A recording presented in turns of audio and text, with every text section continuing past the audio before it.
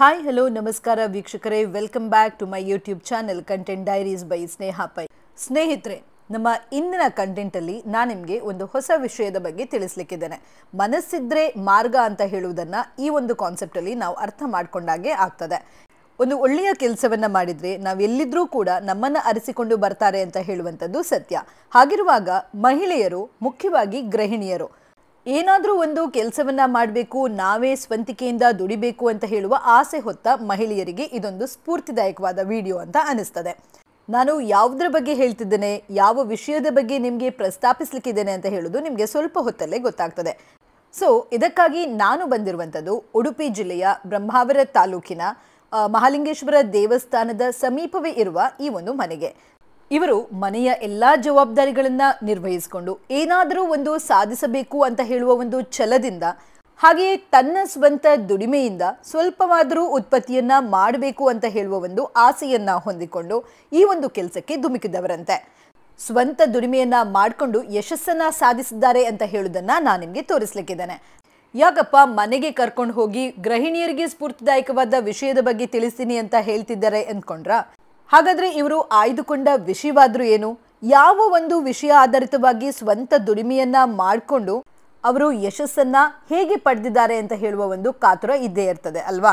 ಹಾಗಾದ್ರೆ ಈ ವಿಡಿಯೋವನ್ನ ಕೊನೆ ತನಕ ನೋಡಿ. ಅಗೋ ನೋಡಿ, ಇದೇ ಅವರ ಒಂದು ಸುಂದರವಾದ ಮನೆ. ಇದೇನಿದು ಕಾಂಕ್ರೀಟ್ ಮನೆಯನ್ನ ತಂದು ತೋರಿಸಿ ಸ್ವಂತ ಉದ್ಯಮದ ಬಗ್ಗೆ, ಸ್ವಂತವಾಗಿ ದುಡಿಯುವ ಬಗ್ಗೆ ಹೇಳ್ಕೊಡ್ತಾ ಇದ್ದಾರಲ್ಲ ಅಂತ ತಿಳ್ಕೊಂಡ್ರ? ಮುಖ್ಯವಾಗಿ ಮನೆ ಮನಸ್ಸು ಯಾವಾಗಲೂ ಶುದ್ಧವಾಗಿರ್ಬೇಕಂತೆ. ಆವಾಗ ನಾವು ಏನನ್ನಾದರೂ ಸಾಧಿಸಲು ಹೊರಟ್ರೆ ಅದು ಖಂಡಿತವಾಗಿ ನಮಗೆ ಯಶಸ್ಸನ್ನ ಕೊಡ್ತದಂತೆ. ಮಲ್ಲಿಗೆ ಹೇಳಿದ ಕೂಡಲೇ ನಮಗೆ ನೆನಪಾಗುವಂಥದ್ದು ಶಂಕರಪುರ ಮಲ್ಲಿಗೆ ಅಥವಾ ಭಟ್ಕಳ ಮಲ್ಲಿಗೆ. ಅದರಲ್ಲೂ ಕೂಡ ಶಂಕರಪುರ ಮಲ್ಲಿಗೆ ಅಂತ ಹೇಳುವಂಥದ್ದು ಬಹಳಷ್ಟು ವಿಶ್ವವಿಖ್ಯಾತಿಯನ್ನ ಹೊಂದಿದೆ. ಶಂಕರಪುರದ ಆಸುಪಾಸಿನಲ್ಲಿಯೇ ಈ ಒಂದು ಮಲ್ಲಿಗೆ ಕೃಷಿಯನ್ನ ಮಾಡಿಕೊಂಡು ಯಶಸ್ಸನ್ನ ಸಾಧಿಸಿದವರು ಬಹಳಷ್ಟು ಮಂದಿ ಇದ್ದಾರೆ. ಆದರೆ ಶಂಕರಪುರ ಮಲ್ಲಿಗೆಯನ್ನ ಬ್ರಹ್ಮಾವರದಲ್ಲಿ ಕೂಡ ಬೆಳೆಸಿ ಮಲ್ಲಿಗೆ ಕೃಷಿಯನ್ನ ಮಾಡಿ ಇದರಲ್ಲಿ ಯಶಸ್ಸನ್ನ ಪಡೆದು ತನ್ನ ಸ್ವಂತ ದುಡಿಮೆಯಿಂದ ಇವತ್ತು ಸೈ ಎನಿಸಿಕೊಂಡವರು ಬ್ರಹ್ಮಾವರ ಮೂಲದ ಗೃಹಿಣಿ ವಿಲಾಸಿನಿ ರಾಜೇಶ್ ನಾಯಕ್. ಹಾಯ್ ಹಲೋ ನಮಸ್ಕಾರ ವೀಕ್ಷಕರೇ, welcome back to my YouTube channel content diaries by Sneha Pai. So ಬರುವಾಗ ದಾರಿಯನ್ನು ತೋರಿಸಿದೆ, ಎಲ್ಲಿಗೆ ಕರ್ಕೊಂಡು ಹೋಗ್ತೇನೆ ಅಂತ ಹೇಳುವಂಥದ್ದು ಕ್ಯೂರಿಯಾಸಿಟಿ ಇತ್ತು ನಿಮಗೆ. ಸೊ ಬರುವಾಗ ಮನೆಯನ್ನು ಕೂಡ ತೋರಿಸಿದೆ. ಕಾಂಕ್ರೀಟ್ ಮನೆಯಲ್ಲಿ ಇವರು ಏನಪ್ಪ ತೋರಿಸ್ತಾರೆ ಅಂತ ಹೇಳುವ ಕುತೂಹಲ ಅಲ್ಲ. ಸೊ ನೋಡಿ, ಇಲ್ಲಿ ನಾವು ಬಂದಿರುವಂಥದ್ದು ಮಲ್ಲಿಗೆ ಕೃಷಿಯನ್ನು ನೋಡಲಿಕ್ಕೆ. ಶಂಕರಪುರ ಮಲ್ಲಿಗೆ ಅಂತ ಹೇಳುವಂಥದ್ದು ಬಹಳಷ್ಟು ವಿಶ್ವವಿಖ್ಯಾತವನ್ನು ಹೊಂದಿದೆ. ಹಾಗಿರುವಾಗ ಶಂಕರಪುರ ಮಲ್ಲಿಗೆಯನ್ನು ಮತ್ತಷ್ಟು ಬೇರೆ ಕಡೆಗಳಲ್ಲಿ ಕೂಡ ನೆಟ್ಟು ನಾವು ಮಲ್ಲಿಗೆ ಕೃಷಿಯನ್ನು ಮಾಡ್ಬೋದು. ಅಷ್ಟೇ ಅಲ್ಲ, ಮಲ್ಲಿಗೆ ಅಂತ ಹೇಳುವಂಥದ್ದು ಖಂಡಿತವಾಗಿ ಒಂದು ಸಂಬಂಧವನ್ನು ಹೊಂದಿದೆ ಅಂತ ಹೇಳ್ಬೋದು. ಮದುವೆ ಸಮಾರಂಭ ಇರ್ಬೋದು, ಹಬ್ಬ ಹರಿದಿನಗಳು ಇರ್ಬೋದು, ಪೂಜೆಯ ಸಂದರ್ಭ ಇರ್ಬೋದು, ಎಲ್ಲ ಒಂದು ಸಂದರ್ಭಗಳಲ್ಲಿ ಮಲ್ಲಿಗೆಗೆ ಒಂದು ಹೆಚ್ಚಿನ ಪ್ರಾಶಸ್ತ್ಯವನ್ನು ಕೊಡ್ತೇವೆ. ಅದರಲ್ಲೂ ಕೂಡ ಶಂಕರಪುರ ಮಲ್ಲಿಗೆ ಅಂತ ಹೇಳುವಂಥದ್ದು ಈ ಪೂಜೆ ಹಬ್ಬ ಹರಿದಿನಗಳ ಸಂದರ್ಭದಲ್ಲಿ ಬಹಳಷ್ಟು ಮಹತ್ವವನ್ನು ಹೊಂದಿದೆ. ಅಂತಹ ಒಂದು ಶಂಕರಪುರ ಮಲ್ಲಿಗೆಯನ್ನು ಬ್ರಹ್ಮಾವರದಲ್ಲಿ ಬೆಳೆದು ಅದರಲ್ಲಿ ಕೂಡ ಒಂದು ಯಶಸ್ಸನ್ನು ಕಂಡು ಈಗ ಸ್ವಂತ ದುಡಿಮೆಯನ್ನು ಮಾಡ್ತಾ ಇರುವಂತಹ ಒಬ್ಬ ವಿಶೇಷವಾದ ಕೃಷಿಕರೊಂದಿಗೆ ನಮ್ಮ ಇಂದಿನ ಲಾಗನ್ನು ಮಾಡ್ತಾ ಇದ್ದಾನೆ. ಬನ್ನಿ ಇವರೊಂದಿಗೆ ಈ ಕೃಷಿಯ ಬಗ್ಗೆ ಹೆಚ್ಚಿನ ಒಂದು ಇನ್ಫಾರ್ಮೇಷನನ್ನು ತಗೊಳ್ಳೋಣ. ಸ್ನೇಹಿತರೆ, ತನ್ನ ಮನೆಯ ಸ್ವಲ್ಪವೇ ಸ್ವಲ್ಪ ಪ್ರದೇಶದಲ್ಲಿ ಮಲ್ಲಿಗೆಯ ಕೃಷಿಯ ಬಗ್ಗೆ ಒಲವನ್ನ ತೋರಿಸಿ ಮಲ್ಲಿಗೆಯ ಗಿಡಗಳನ್ನ ನೆಟ್ಟು ಸಂತೋಷದಿಂದ ಮಲ್ಲಿಗೆ ಕೃಷಿಯನ್ನ ಮಾಡಿಕೊಂಡು ಖುಷಿಯನ್ನ ಪಡ್ತಾ ಇರುವಂತಹ ಗೃಹಿಣಿಯ ಸಾಧನೆಯನ್ನ ಮೆಚ್ಚಲೇಬೇಕು. ಬನ್ನಿ ವಿಲಾಸಿನಿ ರಾಜೇಶ್ ನಾಯಕ್ ಇವರನ್ನ ನಾವು ಕೂಡ ಮಾತನಾಡಿಸೋಣ. ಮಲ್ಲಿಗೆ ಕೃಷಿಯ ಬಗ್ಗೆ ಇವರ ಆಸಕ್ತಿ, ಹಾಗೆ ಮಲ್ಲಿಗೆ ಕೃಷಿಯನ್ನ ಮಾಡಲು ಪೂರಕವಾಗಿರುವಂತಹ ವಿಧಾನಗಳು ಏನು ಎನ್ನುವುದನ್ನ ಕೂಡ ತಿಳಿದುಕೊಳ್ಳೋಣ.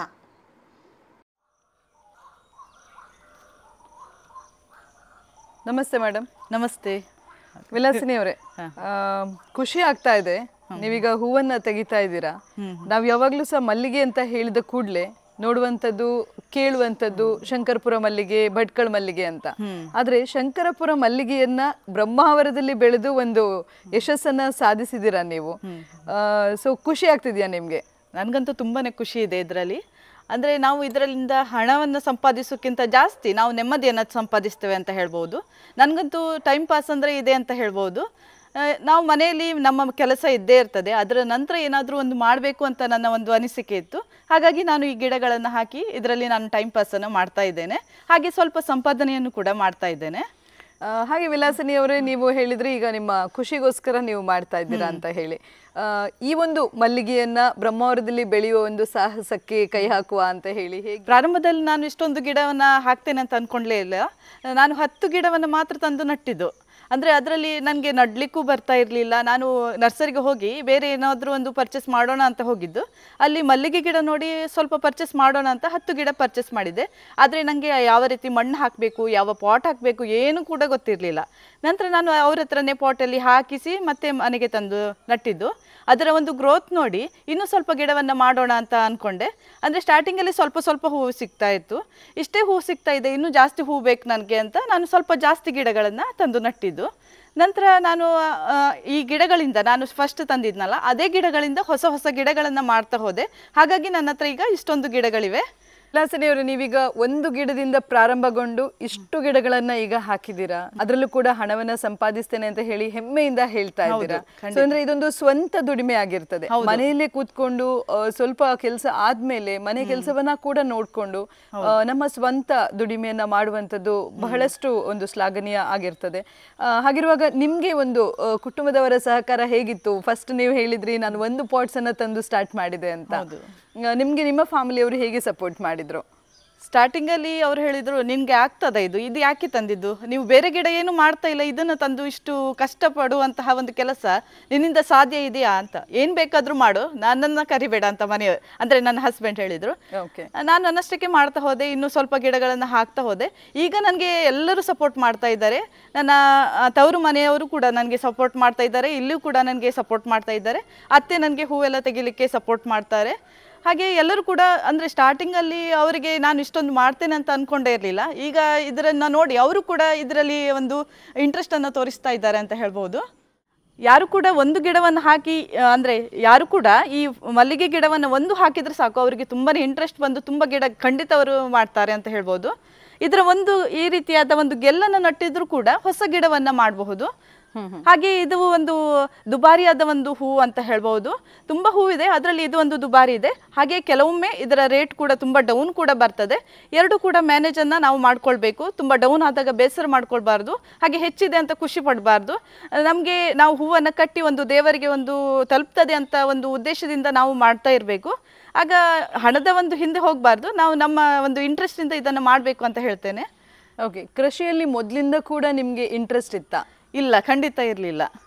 ನಾನು ಈ ಮಲ್ಲಿಗೆ ಗಿಡವನ್ನು ನಟ್ಟ ನಂತರವೇ ನನಗೆ ಕೃಷಿಯಲ್ಲಿ ಇಂಟ್ರೆಸ್ಟ್ ಬಂತು ಅಂತ ಹೇಳ್ಬೋದು. ಓಕೆ, ಹಾಗೆ ಮಲ್ಲಿಗೆ ಕೃಷಿ ಅಂತ ಹೇಳುವಂತದ್ದು ನಿಮ್ಗೆ ಕೈ ಹಿಡಿದಿದೆ ಅಂತ ಹೇಳ್ಬೋದು.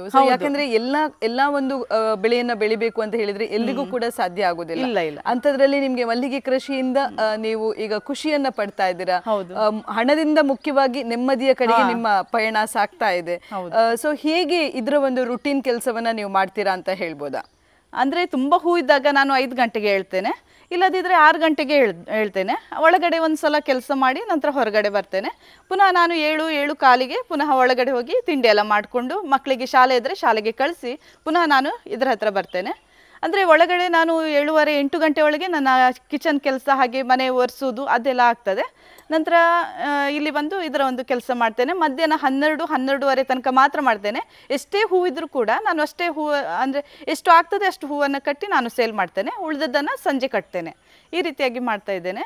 ಹೆವಿಯಾಗಿ ಇದರ ಕೆಲಸವನ್ನು ಮಾಡ್ತಾ ಇಲ್ಲ, ತುಂಬ ಖುಷಿಯಿಂದ ಮಾಡ್ತಾ ಇದ್ದೇನೆ ಅಂತ ಹೇಳ್ಬೋದು. ಅಂದ್ರೆ ಒಬ್ಬ ಗೃಹಿಣಿಯಾಗಿ ಎಲ್ಲವನ್ನ ಕೂಡ ಮ್ಯಾನೇಜ್ ಮಾಡೋದು ಮತ್ತೆ ರೆಸ್ಪಾನ್ಸಿಬಿಲಿಟಿಯನ್ನ ನಿಭಾಯಿಸೋದು ಕೂಡ ಮುಖ್ಯ ಆಗಿರ್ತದೆ. ಸೊ ಎಲ್ಲ ಕೆಲಸಗಳನ್ನ ಮಾಡಿ ಈ ಒಂದು ಕೃಷಿಯತ್ತ ಒಲವನ್ನ ತೋರಿಸಿದೀರಾ.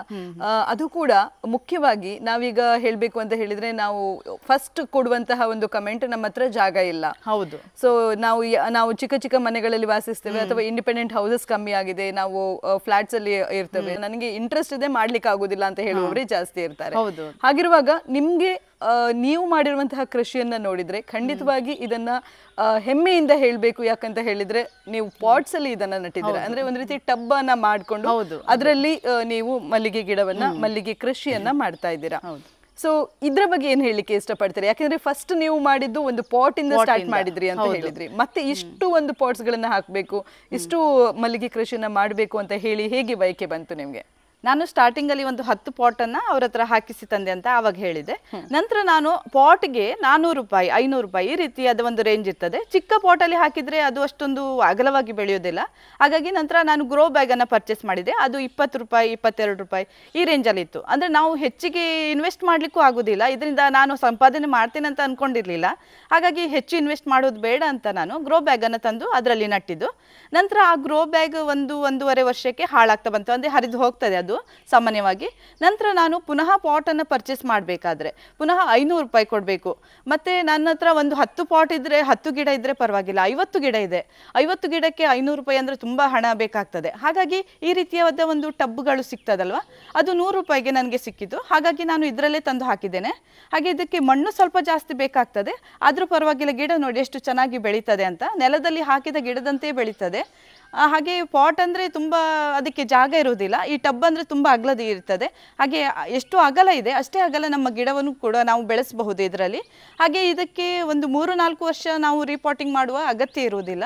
ಪಾಟಲ್ಲಿ ಆದರೆ ಬೇರು ಹೋಗಲಿಕ್ಕೆ ಅಷ್ಟೊಂದು ಜಾಗ ಇರುವುದಿಲ್ಲ, ಹಾಗಾಗಿ ನಾವು ರೀಪಾಟಿಂಗ್ ಮಾಡಬೇಕಾಗ್ತದೆ. ಹಾಗಾಗಿ ನಾನು ಈ ಟಬ್ಗಳನ್ನು ನಾನು ಚೂಸ್ ಮಾಡಿ ಇದರಲ್ಲಿ ನಟ್ಟಿದ್ದೇನೆ. ವಿಲಾಸಿನಿ ಅವರೇ, ಈ ಒಂದು ಇಷ್ಟು ಮಲ್ಲಿಗೆ ಗಿಡಗಳಿವೆ ಅಂತ ಹೇಳುವಾಗ ಇದಕ್ಕೂ ಕೂಡ ನೀವು ಟೈಮ್ ಅನ್ನ ಸ್ಪೆಂಡ್ ಮಾಡಬೇಕು, ಅದನ್ನ ಅಡ್ಜಸ್ಟ್ ಮಾಡ್ತೀರಿ ಅಂತ ಹೇಳಿದ್ರಿ. ಬಟ್ ಇದ್ರ ಒಂದು ಕೆಲಸ ಏನಿದೆ ಅಲ್ಲ, ಇದಕ್ಕೆ ನೀರು ಹಾಕೋದಿರ್ಬೋದು ಅಥವಾ ತೆಗೆದ ಹೂವನ್ನ ಕಟ್ಟುದಿರ್ಬೋದು. ಹೂವನ್ನ ಕಟ್ಟುವ ಮುಂಚೆ ಹೂವನ್ನ ತೆಗಿಲಿಕ್ಕೂ ಕೂಡ ಟೈಮ್ ಬೇಕಾಗ್ತದೆ. ಸೊ ಇದ್ರ ಬಗ್ಗೆ ಏನ್ ಹೇಳ್ತೀರಾ? ನಾವು ಹೂವನ್ನು ಎಷ್ಟು ಟೈಮಲ್ಲಿ ಕಟ್ತೇವೋ ಅಷ್ಟೇ ಟೈಮ್ ನಮಗೆ ಹೂವನ್ನು ತೆಗಿಲಿಕ್ಕೆ ನಾವು ತಗೊಳ್ತೇವೆ.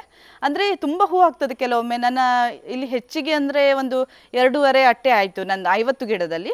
ಹಾಗೆ ನಾನು ಇದನ್ನು ತೆಗೆಯುವಾಗ ನನಗೆ ಒಂದು 2-2.5 ಗಂಟೆ ಬೇಕಾಗ್ತದೆ. ಮತ್ತು ಮಕ್ಕಳು ಹಾಗೆ ಅತ್ತೆ ಎಲ್ಲ ಹೆಲ್ಪ್ ಮಾಡ್ತಾರೆ, ಅವರು ತುಂಬ ಹೂ ಆದಾಗ ತೆಗೆದುಕೊಡ್ತಾರೆ.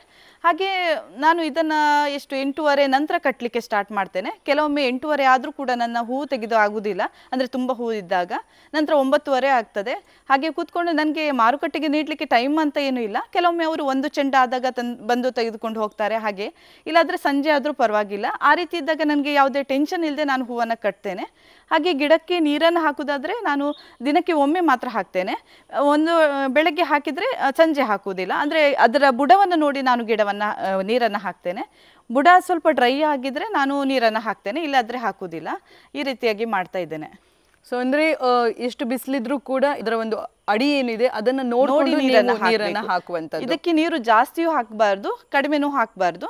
ಈ ರೀತಿಯಾಗಿ ನಾವು ಅದನ್ನ ನೋಡಿಕೊಳ್ತಾ ಹೋಗಬೇಕು. ಹಾಗೆ ಇದರ ಒಂದು ಆರೈಕೆ ಮಾಡೋದಂದ್ರೆ ತುಂಬಾ ಒಂದು ಇಂಪಾರ್ಟೆಂಟ್ ಹೇಳ್ಬೋದು. ಅಂದ್ರೆ ನಾವು ಅದಕ್ಕೆ ಯಾವ ರೀತಿ ನೋಡ್ಕೊಳ್ತೇವೆ ಅದೇ ರೀತಿಯಾಗಿ ಅದು ನಮಗೆ ರಿಸಲ್ಟ್ ಅನ್ನ ನೀಡ್ತದೆ.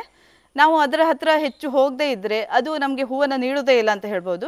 ನಾನು ಕೆಲವೊಮ್ಮೆ ಬ್ಯುಸಿ ಇದ್ದಾಗ ಇದರ ಹತ್ರ ಬರಲಿಕ್ಕೆ ಆಗೋದಿಲ್ಲ.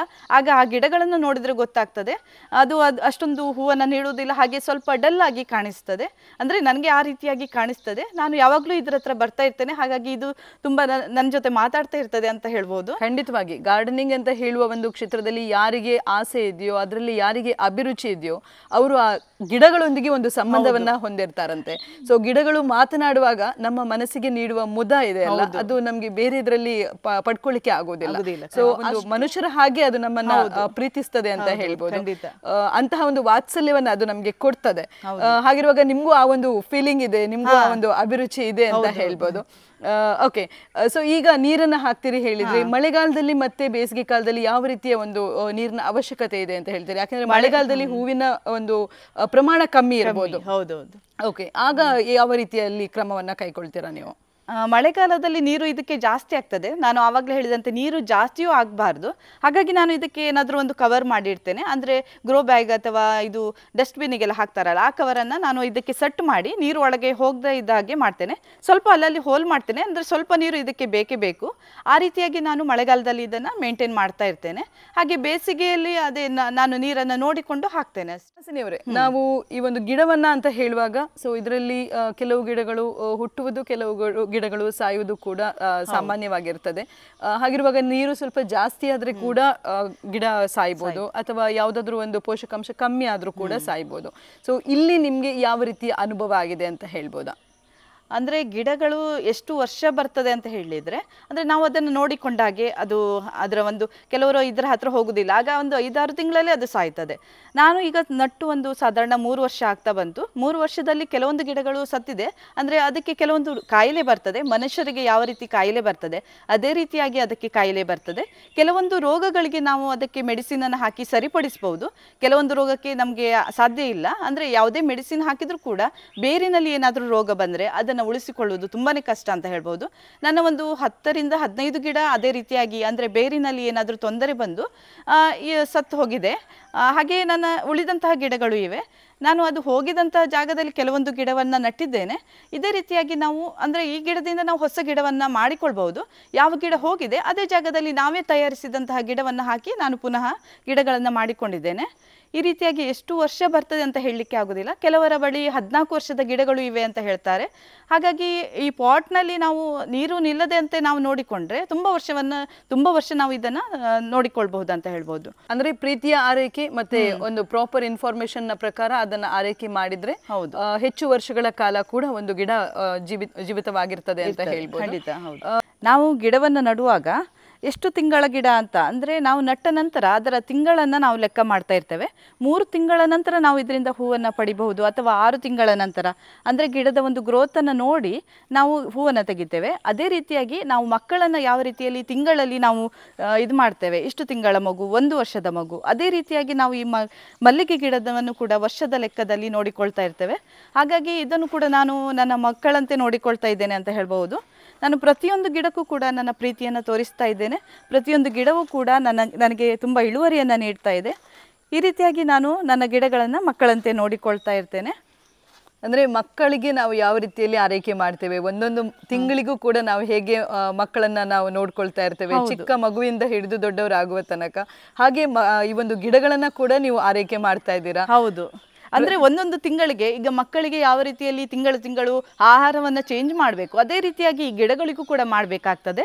ಹಾಗೆ ಮೆಡಿಸಿನ್ ಕೊಡುವಾಗಲೂ ಕೂಡ ನಾವು ಚಿಕ್ಕ ಗಿಡಕ್ಕೆ ಸ್ವಲ್ಪ ಮೆಡಿಸಿನನ್ನು ಕೊಡಬೇಕು, ಹಾಗೆ ಗಿಡ ದೊಡ್ಡದಾದ ಹಾಗೆ ನಾವು ಸ್ವಲ್ಪ ಜಾಸ್ತಿ ಮೆಡಿಸಿನನ್ನು ಕೊಡಬೇಕು.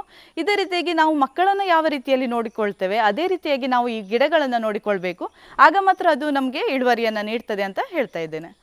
ಇನ್ನೊಂದು ಪ್ರಶ್ನೆ ಮುಖ್ಯವಾಗಿತ್ತು, ನೀವು ಅವಾಗಲೇ ಹೇಳಿದ್ರಿ ಒಂದು ಗಿಡದಿಂದ ಮತ್ತಷ್ಟು ಗಿಡಗಳನ್ನ ಮಾಡ್ಬೋದು ಅಂತ. ಸೊ ಈ ಒಂದು ಕೆಲಸವನ್ನ ಹೇಗೆ ಮಾಡ್ಬೋದು ಅಂತ ಹೇಳ್ಬೋದಾ? ಅಂದರೆ ಇದರಲ್ಲಿ ಕೇರೆ ಬಳ್ಳಿ ಅಂತ ಬರ್ತದೆ, ಒಂದು ಉದ್ದದ ಒಂದು ಗೆಲ್ಲು, ಅದರಿಂದ ನಾವು ಹೊಸ ಗಿಡಗಳನ್ನು ಮಾಡಬಹುದು. ಇಲ್ಲದಿದ್ದರೆ ಒಳ್ಳೆಯ ಒಂದು ದಪ್ಪನೆಯ ಒಂದು ಇದು ಗೆಲ್ಲು ಇರ್ತದೆ, ಅದನ್ನು ಕಟ್ ಮಾಡಿಯೂ ಕೂಡ ನೋಡಿ ಇಷ್ಟು ದಪ್ಪ ಇದ್ದರೆ ಇದನ್ನು ಕಟ್ ಮಾಡಿಯೂ ಕೂಡ ನಾವು ನಟ್ಟು ಹೊಸ ಗಿಡವನ್ನು ಮಾಡ್ಬೋದು. ಆದರೆ ಅದು ಕೂಡಲೇ ಆಗುವುದಿಲ್ಲ, ಬೇರೆ ಯಾವುದೇ ವಸ್ತುವನ್ನು ನಾವು ಎಣಿಸಿದ ಕೂಡಲೇ ಮಾಡ್ಬೋದು. ಆದರೆ ಗಿಡವನ್ನು ರೆಡಿ ಮಾಡಲಿಕ್ಕೆ 2-3 ತಿಂಗಳಾದರೂ ಬೇಕಾಗ್ತದೆ. ತುಂಬ ಜನರು ನನ್ನ ಹತ್ರ ಕೇಳ್ತಾ ಇದ್ದಾರೆ, ಅವರಿಗೂ ಕೂಡ ನಾನು ಕಳಿಸ್ತಾ ಇದ್ದೇನೆ. ಅಂದರೆ ಬೇರೆ ಬೇರೆ ಊರುಗಳಿಗೆ ಈ ಮಲ್ಲಿಗೆ ಸಿಗುವುದಿಲ್ಲ, ಅವರು ನನಗೆ ತುಂಬ ರಿಕ್ವೆಸ್ಟ್ ಮಾಡ್ತಾರೆ. ನಂತರ ನಾನು ಗಿಡಗಳನ್ನು ಮಾಡಿ ಬಸ್ಸಿನಲ್ಲಿ ಅವರಿಗೆ ಕಳಿಸ್ತಾ ಇದ್ದೇನೆ, ಅವರಿಗೂ ಒಂದು ಖುಷಿ ಆಗಲಿ ಅಂತ. ಓಕೆ, ಅಂದ್ರೆ ಈ ಒಂದು ಹೊಸ ಗಿಡಗಳನ್ನ ಮಾಡಿ ಅದರಿಂದ ಕೂಡ ಉತ್ಪಾದನೆಯನ್ನ ಮಾಡಬಹುದು ಅಂತ ಹೇಳುವಂತದ್ದು ನಿಮ್ಮ ಅನಿಸಿಕೆ. ಸೊ ಅಂತ ಕೆಲಸವನ್ನ ಕೂಡ ಮಾಡ್ತಾ ಇದ್ದೀರಾ, ಅದು ಒಂದು ಖುಷಿಯನ್ನ ಕೊಡ್ತಾ ಇದೆ. ಹೌದೌದು. ಅಂದ್ರೆ ಇದನ್ನ ಯಾರು ಪರ್ಚೇಸ್ ಮಾಡಿದ್ದಾರೆ ಅವರು ನಟ್ಟು ಅವರು ಕೂಡ ತುಂಬಾ ಸಂತೋಷವನ್ನ ಪಡ್ತಾ ಇದ್ದಾರೆ. ಅಂದ್ರೆ ಅದರಲ್ಲಿ ಹೂವು ಆಗ್ತಾ ಇದೆ, ಅವರು ನನಗೆ ಪ್ರತಿಯೊಂದು ಫೋಟೋವನ್ನ ಕಳಿಸಿ ಅವರು ಕೂಡ ಖುಷಿಯನ್ನ ವ್ಯಕ್ತಪಡಿಸ್ತಾ ಇದ್ದಾರೆ. ಅದನ್ನ ನೋಡುವಾಗ ನನಗೂ ತುಂಬಾ ಖುಷಿ ಆಗ್ತಾ ಇದೆ, ನನ್ನಿಂದ ಬೇರೆಯವರಿಗೂ ಕೂಡ ಸ್ವಲ್ಪ ಖುಷಿ ಆಗ್ತಾ ಇದೆ. ವಿಲಾಸಿನಿ ಅವರೇ, ಬಹಳಷ್ಟು ಇನ್ಫಾರ್ಮೇಶನ್ ಅನ್ನ ನಿಮ್ಮ ಗಾರ್ಡನ್ ಇಂದ ನೀವು ಕೊಟ್ಟಿದ್ದೀರಾ. ಸೊ ನೀವು ಇಷ್ಟೆಲ್ಲ ಇನ್ಫಾರ್ಮೇಶನ್ ಕೊಟ್ಟಿದ್ದಕ್ಕಾಗಿ ಥ್ಯಾಂಕ್ಸ್ ಅಂತ ಹೇಳ್ತಾ, ಮುಂದಿನ ಭಾಗದಲ್ಲಿ ಮತ್ತಷ್ಟು ಇದರ ಇನ್ಫಾರ್ಮೇಶನ್ ಅನ್ನ ನಾವು ನಮ್ಮ ವೀಕ್ಷಕರಿಗೆ ಕೊಡೋಣ. ಧನ್ಯವಾದಗಳು. ವೀಕ್ಷಕರೇ, ನೋಡಿದ್ರಲ್ಲ, ಬಹಳಷ್ಟು ಒಂದು ಮಲ್ಲಿಗೆಯ ಕೃಷಿಯ ಬಗ್ಗೆ ನಮಗೆ ವಿಲಾಸಿನಿ ಅವರು ತಿಳಿಸಿಕೊಟ್ಟಿದ್ದಾರೆ. ಆ್ಯಂಡ್ ಇದರ ಬಗ್ಗೆ ಮತ್ತಷ್ಟು ಡೀಟೇಲ್ಡ್ ವಿಡಿಯೋನ ನಿಮಗೋಸ್ಕರ ಮಾಡಲಿಕ್ಕಿದ್ದೇನೆ. ಸೊ ಮುಂದಿನ ಲಾಗಲ್ಲಿ ಮತ್ತಷ್ಟು ವಿಡಿಯೋಗಳಿಗಾಗಿ ಕಾಯ್ತಾ ಇರಿ. ನಾನು ಎಕ್ಸ್ಪ್ಲೋರ್ ಮಾಡಿರುವಂತಹ ಇಂತಹ ಇನ್ಫಾರ್ಮೇಟಿವ್ ವಿಡಿಯೋಗಳನ್ನು ನೋಡ್ತಾ ಇರಿ. This is Sneha Pai from content diaries, signing of.